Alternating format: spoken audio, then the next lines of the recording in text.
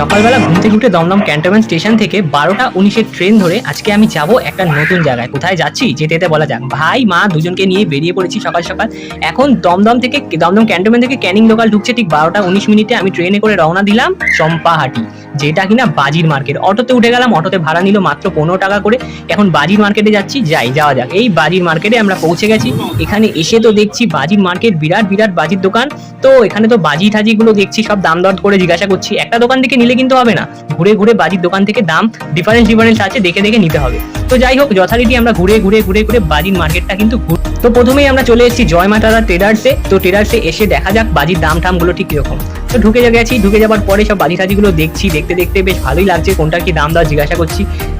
খানিকক্ষণ পর দেখলাম মা একটা হাতে সেল নিয়ে দাঁড়িয়ে। তো মাকে আমি জিজ্ঞাসা করলাম সেলটার দাম কত। তো এত বড় সেলটা কিন্তু মাত্র 80 টাকায় ওরা দিচ্ছে। যাই হোক, এখানে কিন্তু অনেকটাই বাজিটা সস্তা। তারপরে চলে গেলাম রাধা গোবিন্দ এন্টারপ্রাইজে গিয়ে আমরা কিছু বাজির দাম জিজ্ঞাসা করলাম। দেখলাম আগের দোকানের তুলনায় অত্যন্তই এখানে কম। তো এই মার্কেটে এসে যদি ঘুরে ঘুরে তুমি বাজি নাও না, তাহলে বুঝবে না যে কিরকম কি দাম হতে পারে। তো এখন আমরা হিসাব করছি যে কি নিয়েছি না নিয়েছি। নেওয়ার পরে আমরা চলে গেলাম ডিডিবিএস এন্টারপ্রাইজ। সেখানে কিন্তু অত্যন্তই সস্তা, আগের দুটো দোকানের তুলনায় এই দোকান থেকে কিন্তু আমরা অনেকটাই বাজি নিয়েছি।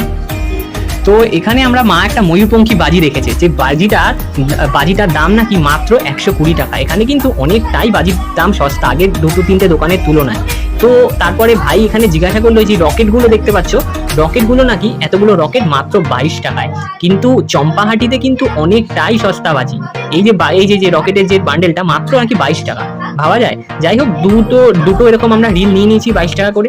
তো বেশ ভালো। কিন্তু এখান থেকে কিন্তু বেশ অনেকগুলোই বাজি আমরা কিনে এখন বাড়ির দিকে রওনা হচ্ছি। তো আমি এই বাজি কিনেছি, এটা কালী পটকা, এটা একটা বাজি, এটা কি বাজি আমি বলতে পারবো না।